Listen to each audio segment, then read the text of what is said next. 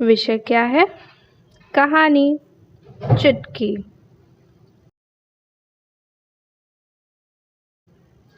चुटकी घर से घूमने के लिए निकली। घूमते घूमते जा पहुंची जीतू नाई की दुकान पर। जीतू ने कहा, आओ आओ चुटकी, कैसी हो? चुटकी ने मुस्कुराकर हाथ हिलाया और कहा, अच्छी हूँ दादा, आपकी मदद करूँ? वहाँ 4-5 बच्चे हजामत के लिए बैठे हुए थे। चुटकी उन्हें देखकर खिल उठी। उसने एक एक कर सब बच्चों के अलग अलग स्टाइल में बाल काट दिए। बच्चों ने अपने को जब आईने में देखा तो बेहद खुश हुए। जीतू और चुटकी को धन्यवाद दिया। चुटकी को बाल काटने में मज़ा आने लगा। अब तो रोज़ वह सलीके से सभी ग्राहकों के बाल काटती। ग्राहक खुश होकर जीतू को दुगना दाम देते। एक दिन चुटकी सैर के लिए सैलून से बाहर निकली। लौटकर जब आई तो देखा कि ग्राहकों की भीड़ लगी है। सभी चुटकी से बाल कटाना चाहते हैं। जीतू असमंजस में था कि करे तो क्या करे। पता नहीं चुटकी कहाँ चली गई। तभी सामने से चुटकी आदम की। चुटकी को देखकर जीतू उस पर बरस पड़ा। कहाँ चली गई थी? इतनी देर लगा दी। पता है ग्राहक कब से तुम्हारा इंतज़ार कर रहे हैं। मुंह फुलाकर चुटकी जीतू की दुकान से बाहर चली गई। ग्राहक भी थोड़ी देर में बिना बाल कटाए लौट गए। घूमते घूमते चुटकी सलमान दर्जी की दुकान पर जा पहुंची। वहां सिलने वाले कपड़ों की ढेर लगे हुए थे। दर्जी आंखों पर चश्मा चढ़ाए बड़े मजे से एक पजामा काटने में लगा था। चुटकी ने धीरे से कहा, नमस्ते दादू, क्या मैं अंदर आ सकती हूँ? दर्जी ने चुटकी को ऊपर से नीचे तक बड़े ध्यान से देखा और फिर बोला, आओ आओ नन्ही, कहाँ घूम रही हो? क्या मैं आपकी मदद करूं? चुटकी ने पूछा। अरे तुम तो नन्ही सी हो, तुम भला क्या मदद कर सकती हो? पर कोई बात नहीं, बैठो। तुम मेरे पास बैठकर बातें करोगी तो मुझे काम में और मज़ा आएगा, दर्जी ने कहा। खिलखिलाकर चुटकी उठी और उसने आनन फानन में पजामा काट दिया और बोला, अब इसे सिलो दादू। देखो मैंने नए स्टाइल में पजामा काटा है, आपको पसंद आएगा। देखते ही देखते चुटकी ने वहां रखे सारे कपड़े काट दिए। अब दादू को सिलना भर बाकी था। अब तो यह रोज का काम हो गया।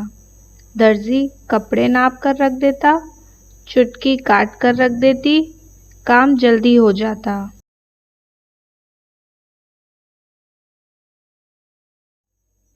ग्राहक को समय पर एक से एक सुंदर डिज़ाइन के कपड़े सिले मिलते। वह अधिक दाम देकर कपड़े ले जाता। दूर दूर से ग्राहक आने लगे। काम दिन ब दिन बढ़ता गया।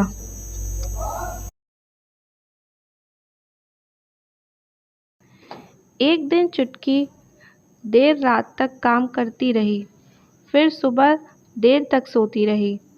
अगले दिन सवेरे दर्जी ने जब उसे देर तक सोते देखा तो गुस्से से आग बबूला हो गया।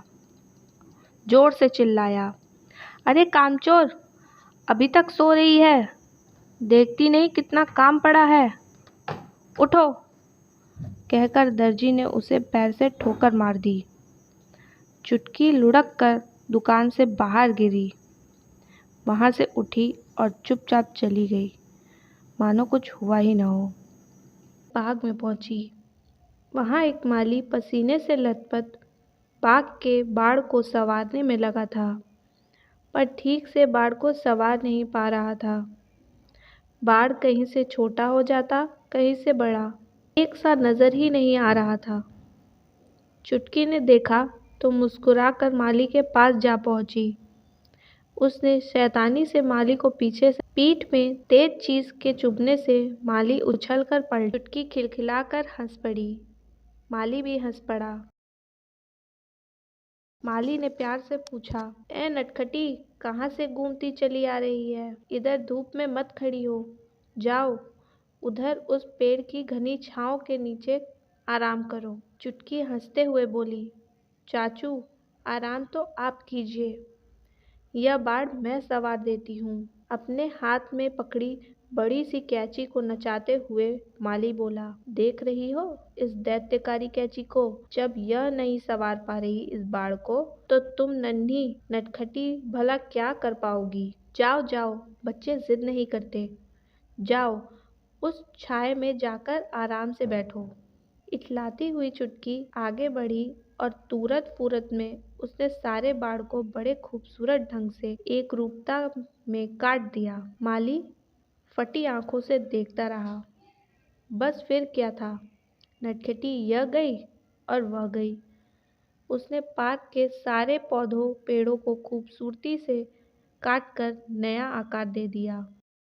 लोहे की तारों से बने हिरन, हाथी आदि पर चढ़ी बेलों को भी खूबसूरती से काटकर उन्हें सुंदर बना दिया। सारी बगिया बेहद खूबसूरत लगने लगी। तभी वहां कुछ लोग आए। उद्यान निरीक्षण भी आए। इतना खूबसूरत रख रखाव वाला बाग देखा तो देखते ही रह गए। निरीक्षण ने माली को अपने पास बुलाया, उसकी प्रशंसा की और सर्वोत्तम बागवान पुरस्कार देने की घोषणा की। उन्होंने माली से कहा, अब इस शहर के सारे माली तुम्हारे मार्गदर्शन में काम करेंगे। अब इस शहर के सारे बागों की जिम्मेदारी तुम पर है। माली की पगार भी कई गुना बढ़ा दी।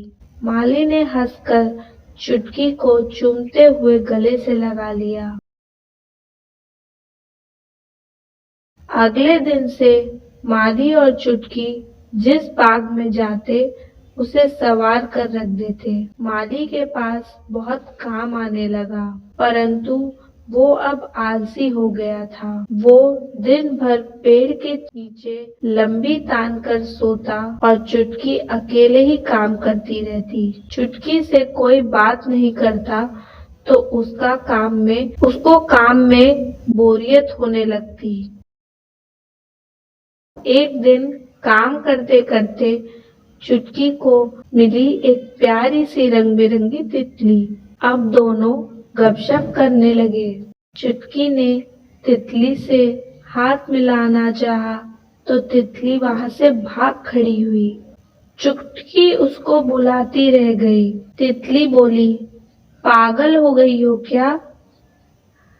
हाथ मिलाने के चक्कर में तुम मेरे पर ही कुतर दोगी, जाओ यहाँ से। फिर दोनों खिलखिलाकर हंसने लगी। चुटकी को जैसे कोई नया खेल मिल गया। आगे आगे तितली और उसके पीछे पीछे चुटकी भागने लगी।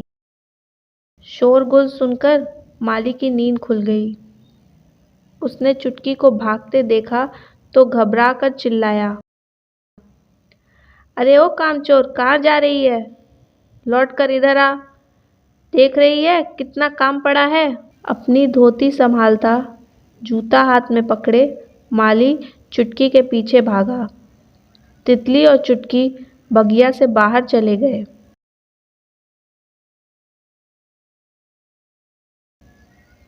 जल्दीबाजी में माली वहीं पेड़ से टकराकर गिर गया और रोने लगा।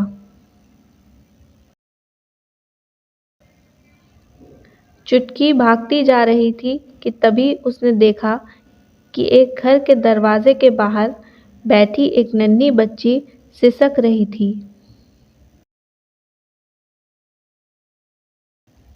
चुटकी उसके पास गई और उसने प्यार से पूछा, तुम क्यों रो रही हो?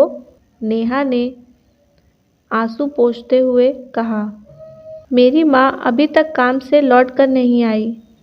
कल शिक्षक दिवस है। मुझे अपने अध्यापिका के लिए सुंदर सा कार्ड बनाना है। माँ मदद नहीं करेगी तो कैसे बनाऊंगी? बस इतनी सी बात। पहले मुस्कुराओ, फिर मैं तुम्हारी मदद करूंगी, चुटकी ने कहा। चुटकी की बात सुनकर नेहा को हंसी आ गई। वह बोली, भला तुम मेरी क्या मदद कर सकती हो? मुझे तो सुंदर डिज़ाइनदार फूल पत्तियाँ काटनी हैं कार्ड पर चिपकाने के लिए। चलो अंदर चलो, हम दोनों मिलकर यह काम करेंगे, चुटकी ने कहा। नेहा चुटकी को लेकर अंदर गई, जहाँ पर पहले से रंग बिरंगे कागज़, गोंद, रंग आदि लाकर रखे थे।